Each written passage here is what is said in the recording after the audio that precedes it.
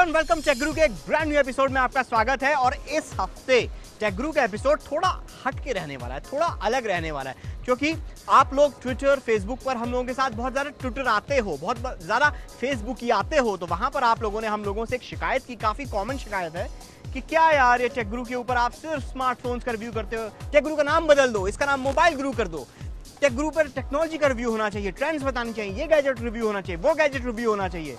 तो for a change इस हफ्ते टेकगुरु पर हम लोग मोबाइल फोन के बारे में बात करेंगे कम और किसी और गैजेट के बारे में बात करेंगे। वो गैजेट है गैजेट का बिग डैडी, जहां से गैजेट्स की शायद शुरुआत हुई थी।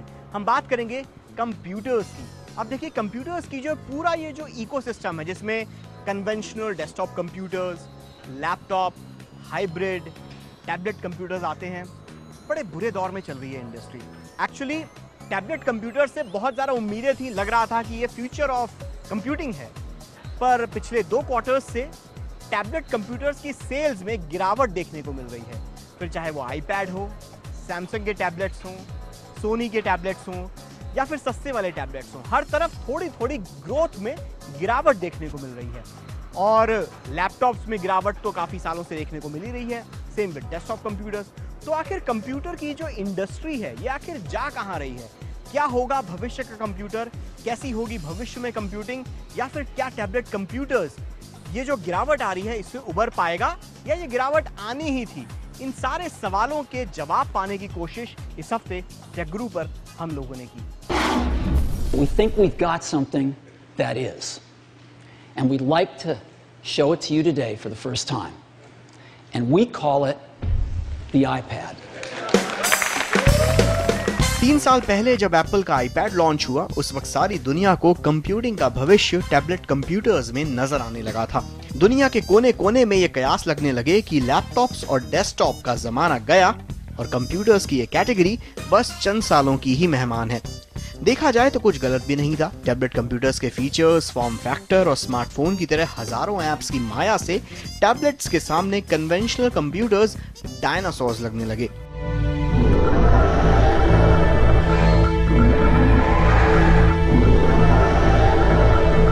पर ये कंज्यूमर्स का दिल भी ना कब बदल जाए कहा नहीं जा सकता। टैबलेट कंप्यूटर्स को बाजार में लॉन्च हुए अभी जुम्मा 3.5-4 साल ही हुए होंगे कि दुनिया भर में टैबलेट कंप्यूटर्स की ग्रोथ को ना जाने किसकी नजर लग गई। कई नामी एनालिस्ट फर्म्स की माने तो दुनिया भर में टैबलेट कंप्यूटर्स की सेल्स में पिछले कुछ क्वार्टर्स में 5 से 14% तक की गिरावट देखने को मिल रही है।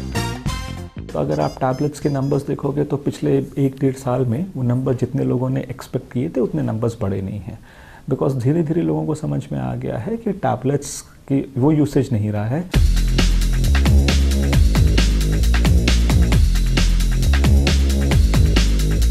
पर आखिर अचानक ऐसा हुआ क्या जिसके कारण एक समय कंप्यूटर का भविष्य कहलाने वाले टैबलेट कंप्यूटर्स की ग्रोथ पर ऐसा असर देखने को मिल रहा है? टैबलेट दुनिया को दोहरी मार पड़ रही है। नॉवेल्टी जो है टैबलेट में अब ख़त्म होती सी लग रही है। सो एक तो नॉवेल्टी फैक्टर है जो उसको मार रहा है, दूसरा है फ़ोन डिवाइस जो उसे मार रहा है। अगर आपको एक 7 इंच का टैबलेट मिल रहा है, उसकी जगह आपको एक 6 इंच का फ़ोन मिल रहा है जो उससे ज़्यादा फास्ट भी है, जिसकी उससे कंप्यूटिंग कैपेसिटी भी अच्छी है, तो लोगों ने धीरे धीरे उस डिवाइस की तरफ लोगों का ध्यान जाने लगा, क्योंकि उनको वो रियल 2-in-1 डिवाइस लगने लग गया है।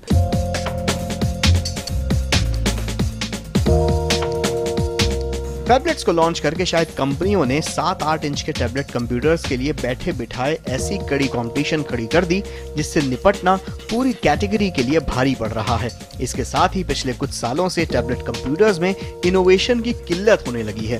देखा जाए तो टैबलेट कंप्यूटर कभी भी प्राइमरी कंप्यूटर की जगह ही नहीं पा पाया और कंज्यूमर्स की नजर में टैबलेट कंप्यूटर एक शौकिया गैजेट या एक सेकेंडरी कंप्यूटर से ज्यादा कुछ नहीं रहा। पर पिछले कुछ क्वार्टर्स में टैबलेट्स के गिरते ग्रोथ रेट को कई जानकार कुछ अलग ही नजर से देखते हैं। सपोजिटली अगर 1 बिलियन रिक्वायरमेंट थी, उस 1 बिलियन में से 400 मिलियन लोग सिर्फ कंजम्पशन के लिए करते थे, तो वो 400 मिलियन ने जाकर टैबलेट खरीदा। पर जब शुरुआत हुई थी टैबलेट खरीदने की, तब पहले 10 ने खरीदा, 20 ने खरीदा, ग्रोथ रेट बढ़ती गई क्योंकि 400 मिलियन तक कंजम्पशन डिवाइस वाले लोग थे। अब अगर वो आंकड़ा नज़दीक होते हुए, पार होते हुए दिख रहा है, तो आपको ग्रोथ कम हो जाएगी, दिखेगी कि रिक्वायरमेंट ही 400 मिलियन की थी, पूरे 1 बिलियन की थी नहीं। तो जब शुरुआत में हुआ था, हंगामा हुआ था, सबको लगा यार ये तो लैपटॉप को मार देगा। ऐसा था ही नहीं। शुरुआत से मीडिया में या ट्रेंड्स ने या गार्टनर या कोई भी रिसर्च वाले हो, वो हाइप में आ गए। उन्होंने ये नहीं सोचा कि भाई अगर टैबलेट जो मार खा रहा है, मार दे रहा है लैपटॉप को या डेस्कटॉप को, वो एक लिमिट तक ही जाएगा, उसके आगे नहीं जाएगा, क्योंकि जो उसकी नीड है, जो वो सेटिस्फाई करता है, जब वो सेटिस्फाई हो जाएगी और उतने लोग पहुंच जाएंगे वहाँ तक, उसके बाद उसकी लिमिट धीरे धीरे कम हो जाएगी, ग्रोथ रेट। वो वही हुआ है। अगर टैबलेट्स अपने सैचुरेशन पॉइंट पर पहुंच गया है तो लैपटॉप्स भी नहीं बढ़ रहे हैं और डेस्कटॉप कंप्यूटर से कंज्यूमर्स दूर हो रहे हैं। तो आखिर कंप्यूटिंग किस दिशा में बढ़ रही है? शायद हाइब्रिड्स कंप्यूटर का जमाना आने वाला है, पर मौजूदा हालात में हाइब्रिड कंप्यूटर्स बेहद महंगे हैं और एक कैटेगरी अभी डेवलप हो रही है। साथ ही कंपनीज को लैपटॉप मार्केट में भी उम्मीदें नजर आने लगी हैं। वापस मार्केट लैपटॉप की तरफ धीरे धीरे मूव करेगी और डेस्कटॉप का सेल, क्योंकि देखिए सेल आप दो तरीके से देखते हो, एक होता है आपका जो कंज्यूमर्स खरीदते हैं और एक एंटरप्राइज खरीदते हैं। एंटरप्राइज ने डेस्कटॉप्स की, काफ़ी एंटरप्राइज ने डेस्कटॉप की जगह लैपटॉप खरीदने शुरू कर दिए। इंडिया और चाइना जैसे प्राइस सेंसिटिव मार्केट ही इन दिनों टेक कंपनीज की मार्केट स्ट्रेटजी तय करते हैं और वजह है यहाँ मौजूद बेहद बड़ा और जागरूक कंज्यूमर बेस। जहाँ दुनिया भर में एप्पल के आईपैड्स की ग्रोथ में कमी आ रही थी, वहीं भारतीय बाजार में आईपैड को अच्छा रिस्पॉन्स मिल रहा है। इंडिया का मार्केट अभी सैचुरेशन पे नहीं आया है when it comes to tablet, और कुछ महीनों में जब 4G और लॉन्च हो जाएगा तो शायद एक्चुअली बड़ा बूम आ सकता है टैबलेट के कंजम्पशन पे।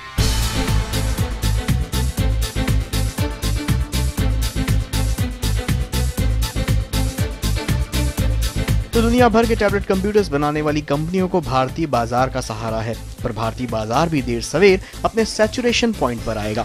इसीलिए इनोवेशन बेहद जरूरी है। डार्विन का नियम कहता है सर्वाइवल ऑफ द फिटेस्ट। तो टैबलेट्स को इवॉल्व होना जरूरी है, कहीं टैबलेट्स आज के जमाने के पेजर्स ना बन जाएं।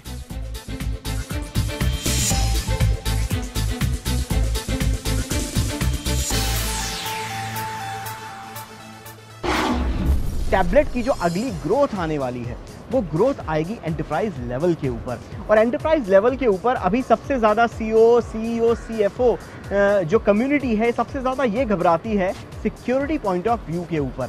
एक कंजम्पशन मीडिया कंजम्पशन डिवाइस के तौर पर तो टैबलेट कंप्यूटर काफ़ी अच्छा है, पर सिक्योरिटी के लिहाज से थोड़े से मार्क्स कम कमाता है।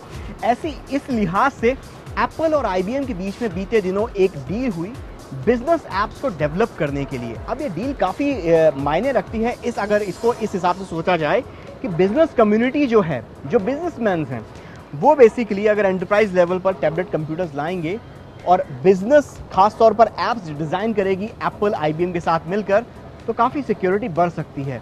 सेम जो टच ID एप्पल ने अभी अपने आईफोन्स में दी है, आईफोन 5S में, वही अगर आईपैड में लाती है टच ID।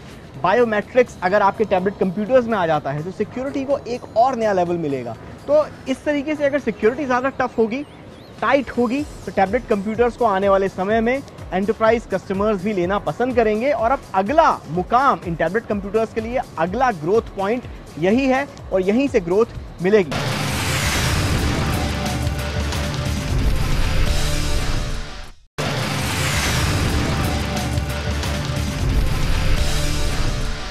वेलकम बैक, आप देख रहे हैं टेक गुरु और अब वक्त है कुछ टेक्नोलॉजी न्यूज़ जानने का। इस हफ्ते टेक्नोलॉजी की दुनिया में क्या क्या नया घट रहा है। भाई नया इस वक्त जो न्यूज़ में चल रही है वो तो Xiaomi Mi 3 के फ़ोन्स जो फटाफट आउट ऑफ स्टॉक होते जा रहे हैं वो हैं। भाई देखिए 2 हफ्ते पहले लॉन्च हुआ, पहले हफ्ते बेचा, 40 मिनट के अंदर फ़ोन आउट ऑफ स्टॉक। दूसरे हफ्ते 5 सेकेंड, तीसरे हफ्ते यानी इस हफ्ते 2 सेकेंड के अंदर आउट ऑफ स्टॉक फ़ोन हो गए। लोगों का दिल टूटा है, लोग मान रहे हैं यार फ़ोन बुक कराया था, मिल क्यों नहीं रहे।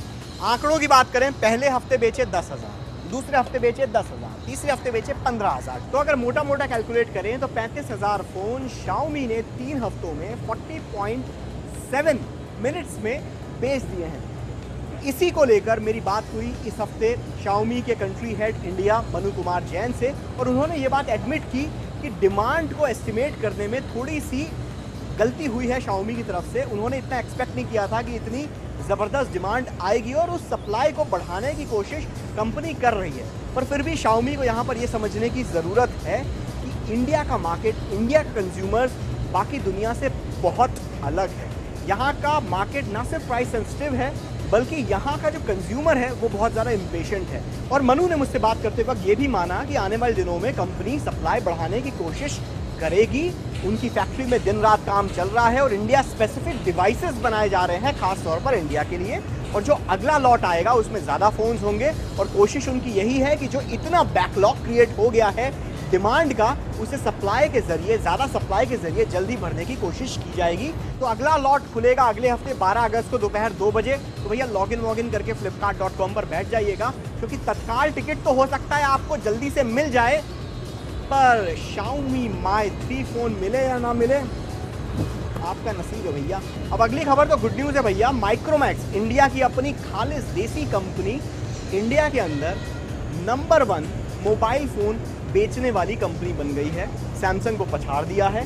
Counter point research analyst firm है हांगकांग की, उसकी रिपोर्ट के अनुसार भाई माइक्रोमैक्स अब आगे है सैमसंग से, सैमसंग पीछे है।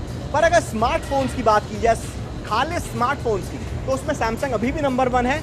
पर अगर ओवरऑल सिर्फ मोबाइल फ़ोन्स की बात की जाए तो 16.6% मार्केट शेयर के साथ माइक्रोमैक्स भारत की नंबर 1 मोबाइल फ़ोन बेचने वाली कंपनी बन गई है।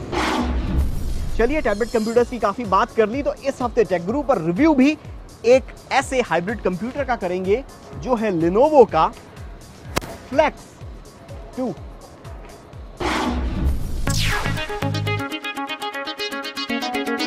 पेश है Lenovo की IdeaPad सीरीज का latest hybrid computer Lenovo IdeaPad Flex 2। Lenovo की योगा सीरीज के कंप्यूटर्स अपनी फ्लेक्सिबल डिजाइन को लेकर काफी चर्चा में रहे थे। Flex 2 उसी लेगेसी को आगे बढ़ाता है। इस हाइब्रिड कंप्यूटर को आप अपनी सहूलियत के हिसाब से लैपटॉप या टैबलेट कंप्यूटर की तरह इस्तेमाल कर सकते हैं। इसकी 14 इंच की full HD screen touch input support करती है और इसका स्पेशियस बैकलिट कीबोर्ड प्रोडक्टिविटी बढ़ाने में मदद करता है। Lenovo Flex 2 Windows 8.1 operating system पर चलता है। बढ़िया प्रोसेसिंग के लिए इसमें 1.70 GHz का Intel Core i3 processor 4 GB RAM के साथ दिया गया है। स्टोरेज के लिए 500 GB की हार्ड डिस्क भी दी गई है। Flex 2 में आपको सॉलिड स्टेट ड्राइव का भी ऑप्शन मिलता है। स्लिम फॉर्म फैक्टर को मेंटेन करने के लिए Lenovo ने इसमें ऑप्टिकल डिस्क ड्राइव नहीं दी है। Flex 2 को डिजाइन करते वक्त इंटरटेनमेंट को ध्यान में रखा गया है, इसलिए इसमें Dolby Digital Plus ऑडियो दिया गया है। Lenovo Flex 2 के दाम है 42,000 रुपए। कुल मिलाकर 41,000 रुपए में अगर आपको आज की तारीख में एक कंप्यूटर खरीदना है तो Lenovo Flex 2 बुरी डील बिल्कुल भी नहीं है, बिकॉज इससे सस्ता हाइब्रिड कंप्यूटर शायद इस वक्त मार्केट में कोई नहीं है। 41,000 बेस्ट डील।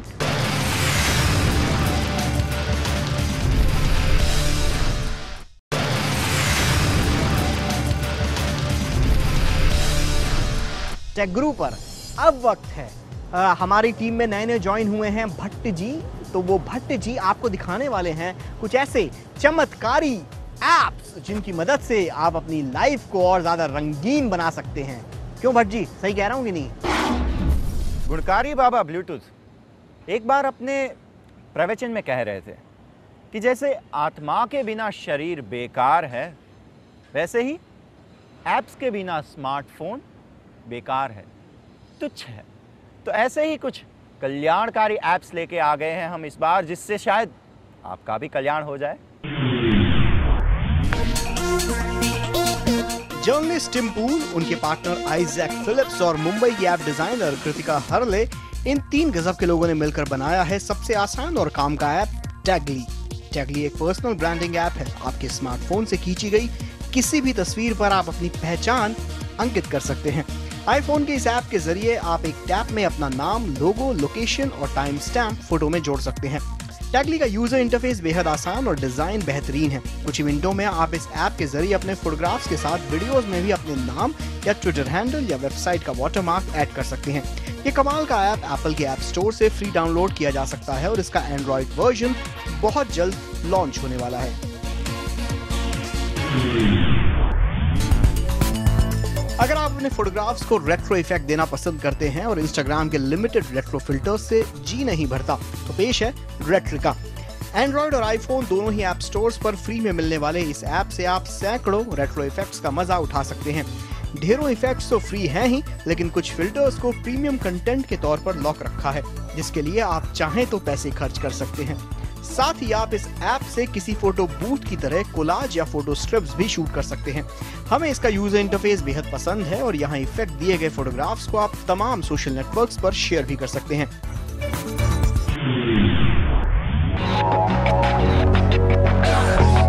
क्या आप भी कुछ इस तरह की इमेजेस को अपने स्मार्टफोन की मदद से एडिट करना चाहते हैं? तो इसके लिए आपको इमेज ब्लेंडर इंस्टाफ्यूजन नाम के इस ऐप को अपने स्मार्टफोन में डाउनलोड करना पड़ेगा। इस ऐप से आप 2 अलग-अलग इमेजेस को आपस में मिलाकर कुछ इस तरह की तस्वीर बना सकते हैं। ऐसी एडिटिंग करने में अब तक बहुत वक्त लगता था, पर इंस्टाफ्यूजन के बेहद सिंपल यूआई की मदद से ऐसी एडिटिंग करना कंपैरेटिवली काफी आसान पड़ता है।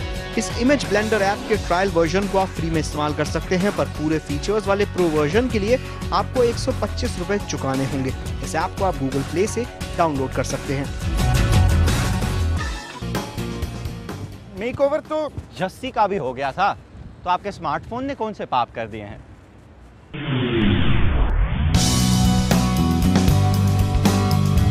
मोटो एक्स के साथ गूगल बाबा का एक एक्सक्लूसिव आशीर्वाद है, जिसका नाम है Google now. Basically Google now iPhone के सीरी की तरह ही एक इनबिल्ट वॉइस असिस्टेंट है। अब अगर आप गूगल नाउ पर कमांड करना चाहते हैं तो इंस्टॉल कीजिए कमांडर। कमांडर आपके इन फोन सेटिंग्स को चेंज करने की सहूलियत देता है, जो पहले गूगल नाउ के साथ पॉसिबल नहीं था। इसकी मदद से आप गूगल नाउ से कई ऐसी चीजें कर पाएंगे जो अब तक पॉसिबल नहीं थी। वो जमाना कुछ और था, जब उंगलियां घिस जाया करती थी कीपैड वाले फोन्स पे टाइप करते करते। फिर आए टच स्क्रीन फोन्स जो सिर्फ उंगलियों के इशारों पे काम करते थे, और अब तो उंगलियों के इशारों की भी जरूरत नहीं है, फोन सिर्फ आपकी आवाज पे काम करने लगे हैं। Okay Google.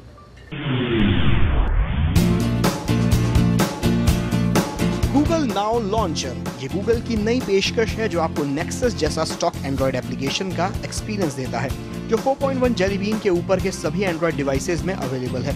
इस इंटीग्रेटेड गूगल नाउ में बड़े आइकन्स मिल जाते हैं और आपका फोन जरा हट के नजर आता है।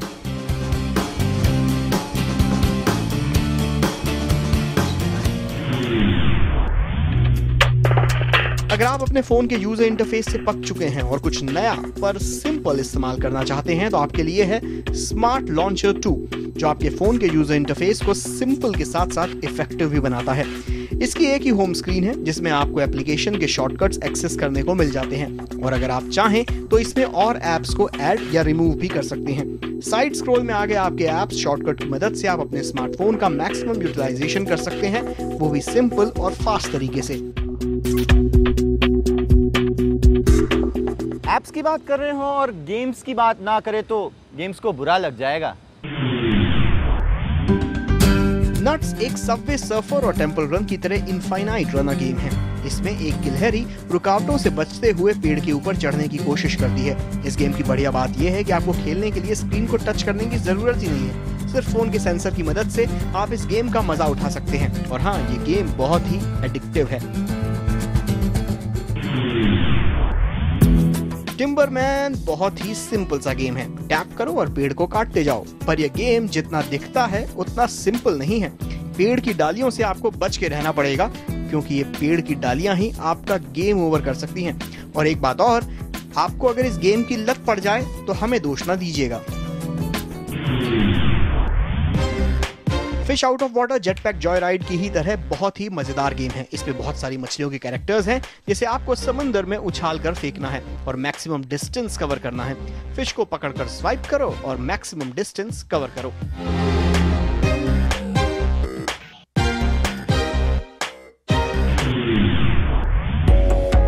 मोबाइल में अब तक आपने जितने भी फाइट गेम्स खेले होंगे, उसमें से एक गेम आपको थोड़ा सा अलग लगेगा, क्योंकि गेम का कैरेक्टर एक शैडो है जिससे आपको फाइट करनी है। गेम की कंट्रोल्स काफी इजी हैं, पैर या हाथ से अटैक करना, पर कहानी में ट्विस्ट ये है कि गेम के कैरेक्टर्स दोनों तरफ जा सकते हैं। मतलब कभी आप राइट साइड से अटैक कर रहे होते हैं तो कभी लेफ्ट साइड से। शैडो फाइट 2 को आप गूगल प्ले स्टोर से डाउनलोड कर सकते हैं।